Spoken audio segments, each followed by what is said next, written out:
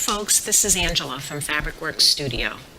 In this podcast, I'd like to talk to you about some easy ways for managing your design library. So you might be wondering, what do I mean by design library? For most visual artists, a design library is simply a collection. I would say in most cases, it's simply a collection of photos or a collection of images that might be photos or drawings or clippings that are stored in maybe a binder or some sort of journal book. And these are all things that are used to inspire your work. And so, again, there are many different types of items that could be in a design library. In my design library, for example, I have drawings. I'm very, very inspired by patterns and textures. So I have snapshots of weird, what might be looked at as weird pictures. I have images from newspapers. I have images from magazines, from catalogs, from, anything I can get my hands on that just, for some reason at some point in time inspired me. And the thing about a design library is that certainly it grows very rapidly over time. And at the same juncture, you really do need to be able to retrieve information from it in a straightforward way and also a quick way. And so one of the problems that I find with design libraries is that it's hard to contain them over time because they do grow so rapidly. And then the other thing is the retrieval problem. So just to give you an example of how these problems can kind of rear up on you in a studio. When I first started my studio in 2004, each year I would purchase a journal book. And I would go out. It was a ritual, really. I would go out to the store, and at the top of the year, I would purchase an 8.5 by 11 journal book. And it was, the one that I use is from Strathmore. And it was a really nice kind of a cardstock weight for the pages. And I would say maybe it had about 80 or so pages in it. I think it's 80 pages. And it was a spiral book, and it was perforated. The pages were perforated, which was great. And so what I would do is throughout the year, I would draw in this book, and I would, carry it around. I would take it to work. I would cut clippings of images that I saw that really inspired me, and I would glue them onto the pages. And so through the course of the year, that book would fill up. And then the next year would come, and then I would, follow my ritual, and I would go out and I would purchase, another Strathmore, and I would go through the same process, right? And so what I found, though, over time, after I got to about my 6th or 7th book, and here they are on the shelf and everything, and I labeled them nicely and stuff, and it was fun. But after a while, I found that it was kind of difficult to get to design photos that I knew I had saved in there, but I didn't remember what year. And so I would be working on a project like year 7. I remember I was working on a project, and I was looking for some geometric images that I knew I had saved, and I just didn't know where they were.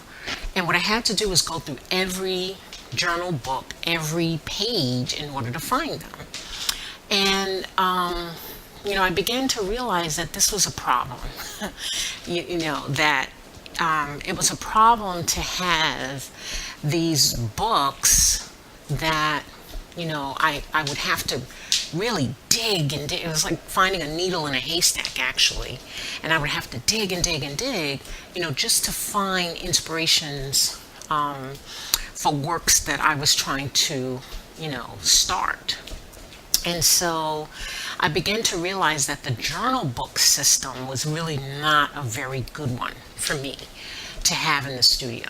And so, although I do continue to have a sketchbook, I only really use it when I have started a project. So if I've started on a quilt and I'm now sketching that quilt, then I certainly do use my sketchbook. And I actually use the same one because it takes Sharpies well, it takes watercolors well. I mean, it takes different medium on there very well. So I do actually use it, but really it's really in the midst of creating projects. But for my design library, I really started to think about other ways that I could store my design library, knowing that it would really grow. It would grow very quickly. So I came up with a binder system. And I actually have two different systems currently in my studio. And I have a paper-based system and I have a computer-based system. And over time, over the next couple of years, I will probably collapse that paper system into the computer system, because that's the one that really has solved all of the problems with storage and also retrieval.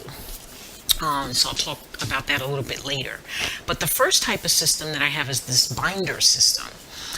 And I'm really a huge fan of using binders. Okay, I think binders with sheet protectors in them are perfect. They're really perfect. I use 4-inch binders. They are relatively inexpensive. You can get them so that they look uniform. And my design binders are in black binders, which sit very nicely on my wire shelving inside of my studio. And so I have a closet. As you know, my studio occupies a bedroom in my home. I have my fabric closet, which is down the hallway. Okay, so the closet that I have in the studio is basically just an office closet that's for the studio. So I keep my portfolio binders in there. I keep exhibition stuff in there. I have a file cabinet that is on the far right. It's a double closet, so it's a nice size closet. So I have a file cabinet, a 4-drawer file cabinet, a vertical file cabinet that is to the far right, and it's locked. So I keep, all of my businessy information in there. I keep my taxes, all of like my licenses, my sales tax, my resale certificates, stuff like that in there.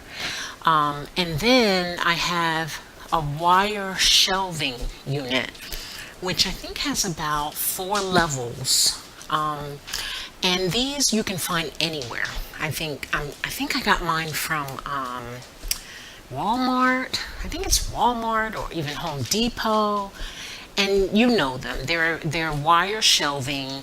They come in aluminum and they come in black. And they have them in all kinds of widths and sizes, and they're really great because they collapse very well. And so on the shelf, I have these milk cartons. I have a really funny story about the milk cartons, but I'm sure you've seen these. These are milk carton storage, and they are stackable, and you can get them at any office supply store. I got mine at Office Max, and I have to tell you this funny story about the milk cartons. And so basically, I went to a milk carton system on the shelves because I needed my studio to be very portable. And so at the time that I was building my studio in the early years, my husband and I, we had first relocated from New York down here to North Carolina to be a little closer to my family, which is in South Carolina, right? And so that was one move, and that was a huge move for us. And I really didn't have a studio at that time.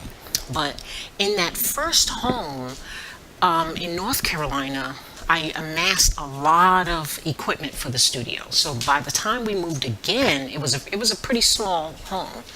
And so by the time we moved again, I had a lot of equipment for the studio. And so my parents came down and they were helping us move. And you know how you label the boxes that go to each room in the new place, right? And so you code them, it's like an A, B, C, D, or whatever it is. So the A boxes went to the kitchen, the B boxes go to the bathroom, the C boxes go to the bedroom, and the D boxes all went to my studio.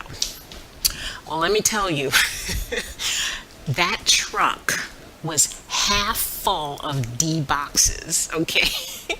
And I had no idea. And these were about 18-inch cube boxes, right?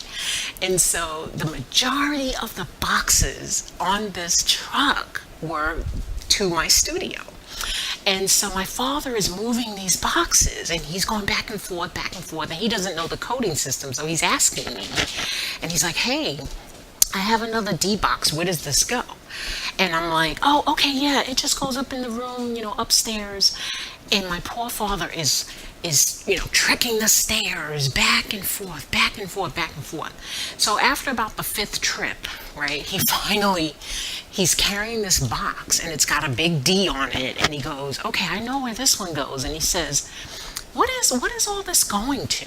And I said, oh, that's going to my studio. And he goes, God, there's so many boxes. What do you do in that studio? And I was mortified. I was so embarrassed that it seemed like every single box within that hour was like going back and forth to the studio. And it was at that time that I felt like, okay, you know what? I need to really keep track of everything that I have in this studio and really make it collapsible. I wanted the studio to be very portable. I wanted to be able to take it down very easily and put it back up very easily. And so that's when I started to look at some of the filing systems that I had. I, started to really consider how I was storing paper, because most of those boxes really were my design library. It was a lot of papers, it was a lot of scrapbooks, it was just so many odds and end things in there. And I really wanted to start looking at that. So I came up with the binder system, and I came up with the milk cartons on the shelving. So now when I want to collapse my studio closet, we take the file, and we've actually moved one more time under this new system. So this really worked perfectly. Basically, we take the file cabinet out, and the rest of the closet is the shelving. And I've got about 6 of these milk cartons on each part of the shelf. And so then what happens is the binders, they fit perfectly inside of these milk cartons. And so all we did was we grabbed the cartons out. So you don't have to take the binders and pack them up and all this kind of stuff.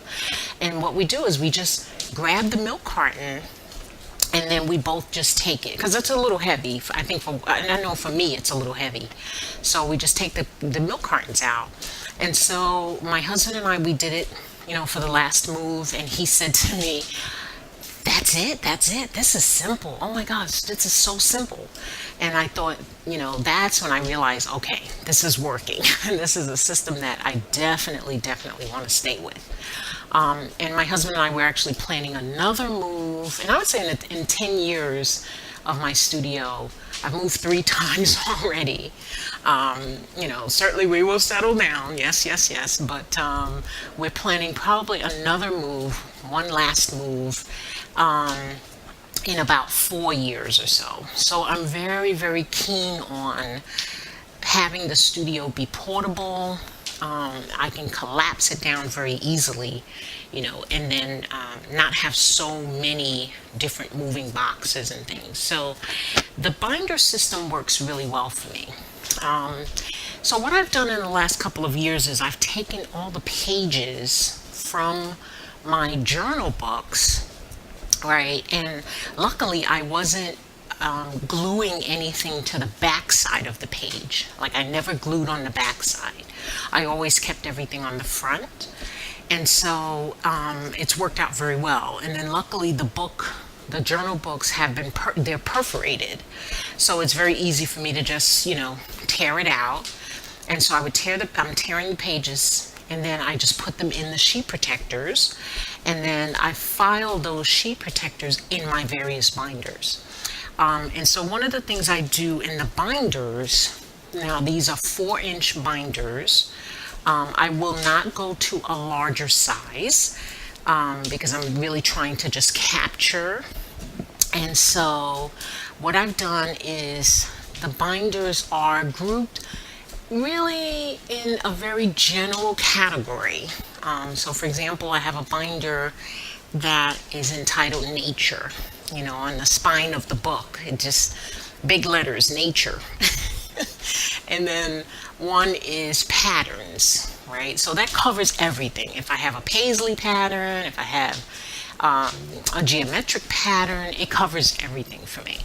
But at least what I can do is I can pull the binder out, and then I can just flip through the pages that I might need. And better than that, I can pull those pages out. I can actually, they're sheet protectors, so I can take them out, and I can, when I'm done with them, just throw them back in there. The order doesn't matter at all. So just throw them back in there and I'm good to go. And so I really, really love that system. One of the problems with that system, again, is the retrieval. Because if you really look at how you would get images, it's a really good system, very, very good system, but it can still be improved upon. So the retrieval process that you use really can be made very, it can actually be, that time that you use to retrieve can be cut in half, I think. And so, I started thinking about this about 2 years ago. I'm a technology consultant by trade, and so I know this particular problem was a perfect one to introduce computers to, because here's a task, that is very important in my studio. Here's a collection, right, of data, of information for me.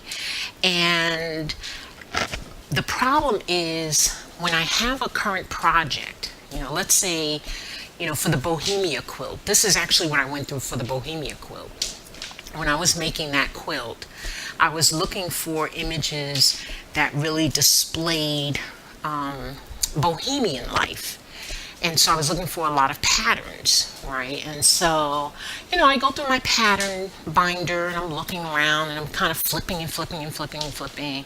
And I'm pulling out the pages that I needed. It's like, okay, then I have to have another folder to save these pages in, because now I'm kind of carrying it around. And the Bohemia quilt took me about, I would say it took me about 2 months to kind of come up with the first pattern.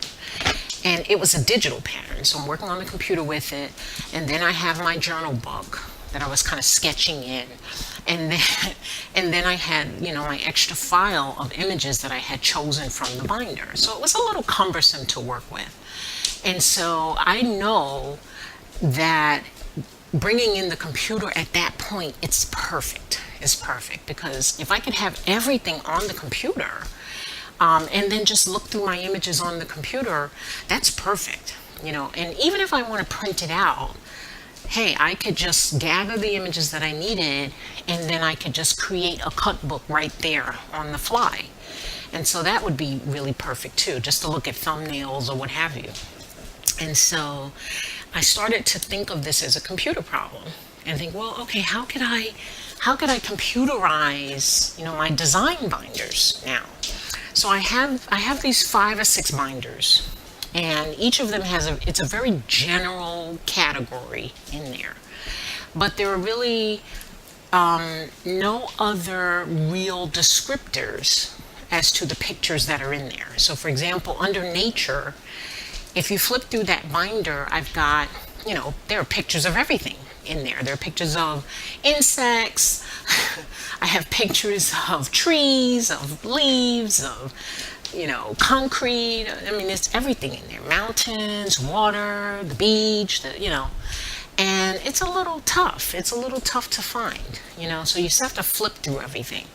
So the computer, what's nice about that, scanning that image in and then adding those descriptors on to the name really helps with that, right? And so I've really, in the last 2 years, kind of undertaken a project, and it's kind of like a back burner type of project, because I know that I can still use my binders now. But basically what I do is I scan them in, I scan my images in, and when I scan the image in, I have a color printer. It's one of those HP all-in-one printers, and it's a color one, which is great. I got it dirt cheap, actually. I got it for $300. It uses toner cartridges, so it's not like one of those inkjets where you just make one image and then half of the cartridge is gone. It actually lasts a lot longer. I can get about 3,000 images from my toner cartridges, right? So it goes a long way. And I got it for $300. I mean, it was really cheap for what it does. It copies, it scans, it faxes, it does everything. And it connects to the network in my home. So we can actually put it on the network. So I can print from it anywhere. I don't have to be connected to it. And it does Bluetooth. This thing does everything, okay? I'm going on and on about this. I'm not any way affiliated with HP. But, if I love something, I'm definitely going to share it and tell you about it. But anyway, and I'll give some information about this model or whatever on the blog. It'll be on the blog under this podcast, okay, under the handouts for this podcast. But anyway, so what I do is I put the images on there and I scan them in, and then in that file, I bring that file back to my computer, and I use keywords at the beginning of the file to name it. So if I have a picture of the beach, what I'll do is I'll say something like nature underscore beach underscore, people on the beach or something. Or if it's a particular beach, I'll Myrtle Beach or something. I'll just put the name of the beach. Okay. And so what happens is when I stick that file in my design folder, I have a folder on my computer. When I stick it in there, it automatically alphabetizes it. And so the nice thing about it, as long as I use the same keywords, I can actually group files together. And so if I capture, let's say, a picture of a tree, all right, let's say it's an apple tree. I scan that image in, and then I name it nature, because I want it to save in the same grouping as my other nature pictures. So I have nature underscore tree underscore apple tree, right? So in that way, I'm really creating my own search terms, and I'm creating the hierarchy that I want to save the information under, and it's perfect. And so the thing that happens is I don't have to use any other program other than Windows. I'm Windows based. But even if you're on a Mac, it's the same thing. You're just using the file management system on the computer. So in that way, I've created a very simple database for myself. And so basically what I do, I can search that design folder. And that's what I do to this day. And it has really, I think it's taken hours off of the time that I would use to search through my design journals. And it's a wonderful system. I mean, it's so easy, so easy. And so basically what I do now, if I'm looking for an image of water, let's say, I want to look at all the water images that I have. I go into the design folder, right? And then I just click Control F, which is in Windows, it's the command to find something. A search box comes up, and then I just type in the keywords that I want. And then what it does is it lists all of the files that have water in the keywords, right? And then when those files come up, I can click on them, and I can click them. I can do a lot of things, actually. I can create a cut book if I want. Sometimes I'm looking to just kind of, print something out very quickly. So I can click on that list. I can bring it to a folder and create a cut book. I usually create my cut books in Photoshop. And Photoshop has a wonderful feature that as long as you give it a folder with a particular list of files in it, it automatically creates a cut book from it. And you can save it as a PDF. So I can just say, let me save these files, put them in a folder. I open Photoshop, and then I direct Photoshop to create this cut book based on this folder. And then they create miraculously. It's a wonderful process to see the software doing all the work, and and then the PDF pages come out, and all I do is I save them, and I would save as water.pdf or something, and then I can just print them out, right? And then just view them or what have you. And so that's what I usually do now when I'm creating my quilts and I need background images. What I like to do is just spend a little bit of time searching through my archives in the design folder, and then I'll capture all of them in Photoshop and then create the cut book pages, put it all into one PDF file, and then I print it out, send it to the printer, and within a couple of minutes I have a cut book that I'm looking at. And usually what I do is I put it in a folder. I actually put it in a folder so that I can carry it around if I'm on vacation or something like that. I like to carry them around. And it just works so wonderfully. So I'm actually in the process of doing that. I will certainly probably have that computer system, I would say definitely within the next 4 years. So I will be all computerized there. Now, one of the other things that I do for my computer system is in terms of new images coming into it, I can always scan something. If I see something in a catalog, a magazine, whatever, I can always scan that. That's easy. But what about images that I see on the computer? If I see something on the computer that I like, and I say, oh, okay, I think I want to use this or some element of this image, or I see colors that I love, a certain color combination that I want to use. And it could be anywhere, right? It could really just be anywhere. What I like to do is I save it on the computer, and I use a software called Snagit.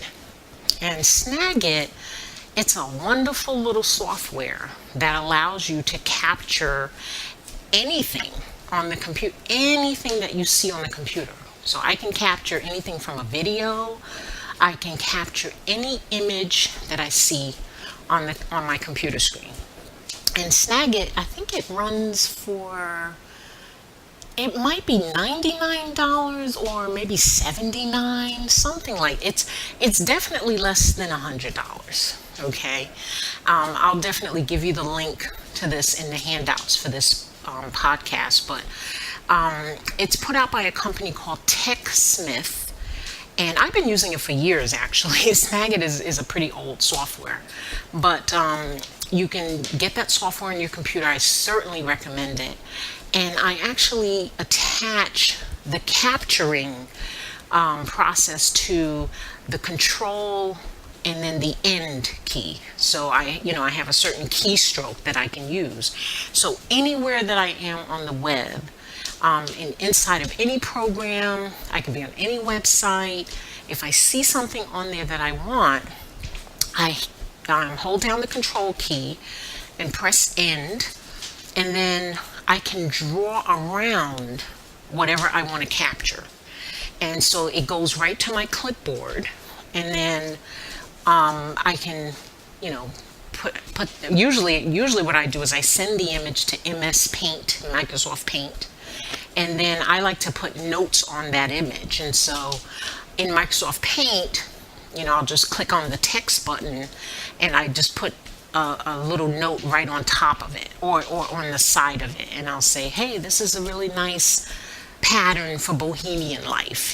This is a really nice paisley pattern, or I love this color, or something like that.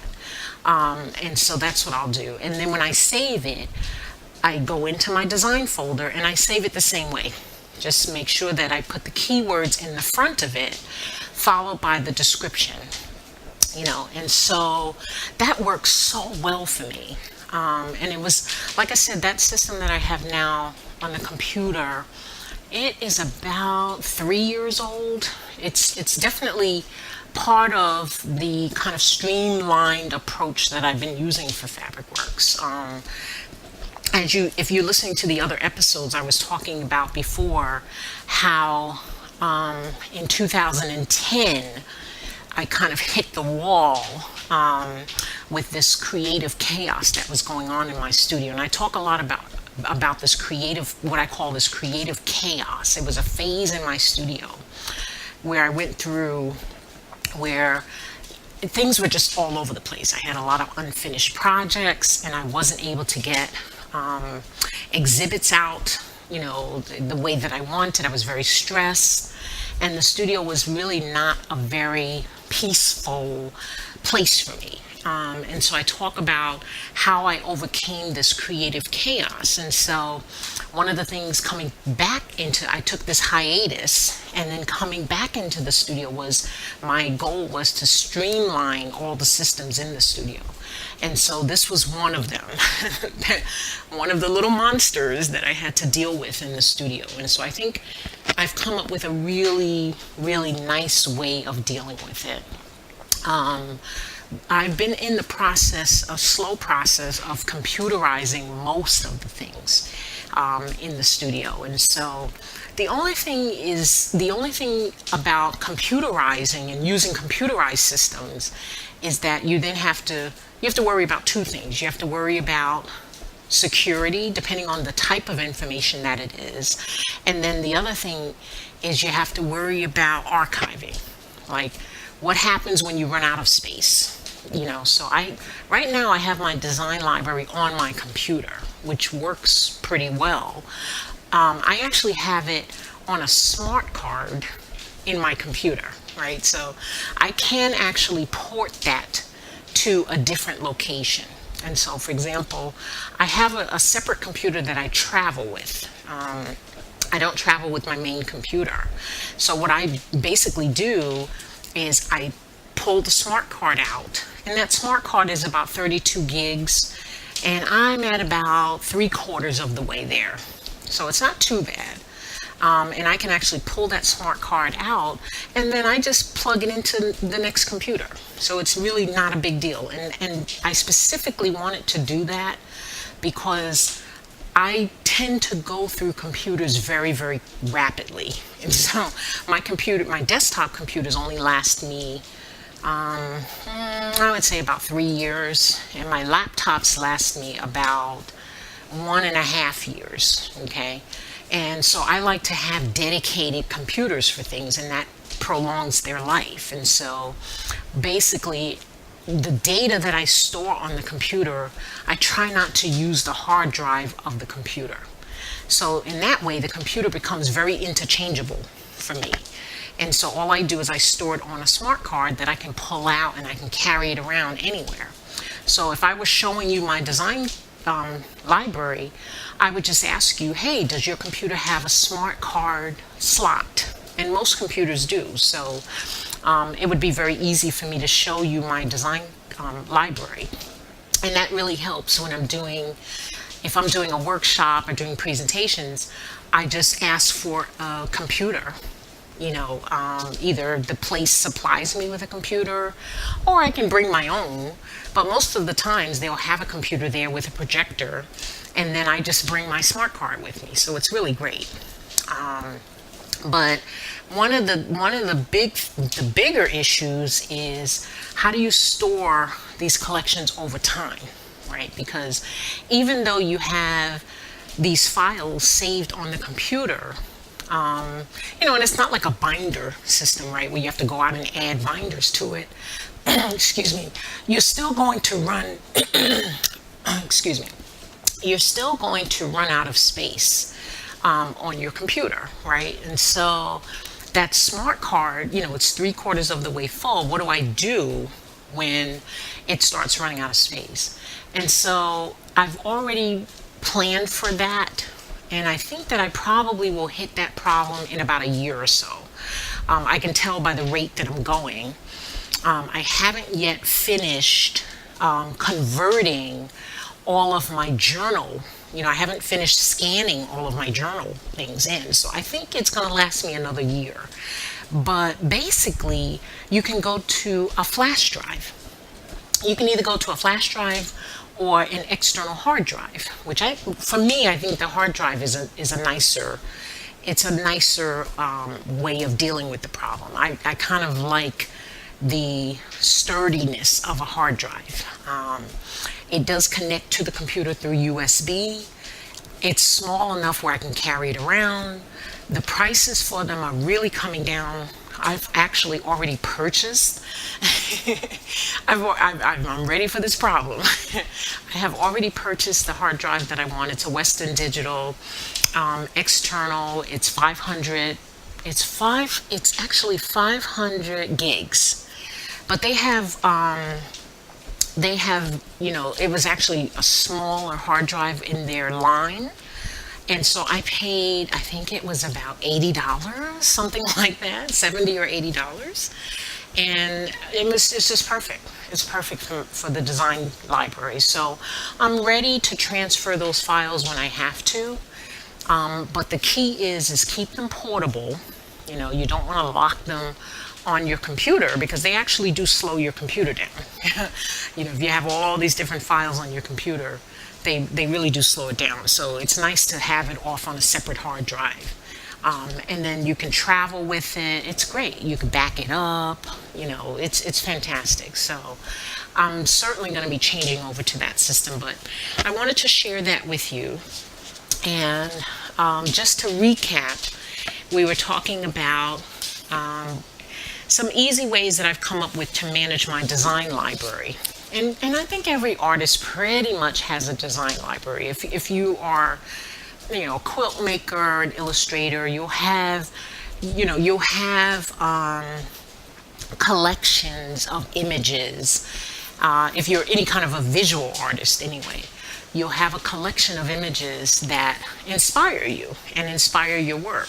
And so what we talked about today was really just ways of storing that.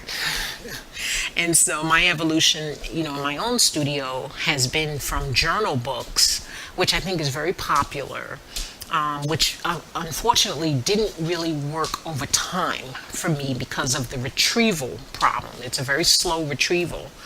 I went from that to a binder system, which at least brought in a little bit of structure, right? Because I could have binders based on categories, all right? But the problem there is it's really not as granular as you would like it. So within the binder, like if I have a binder for nature, well, nature could cover everything. I have images for trees and leaves and birds and fruits and insects, and it could cover everything.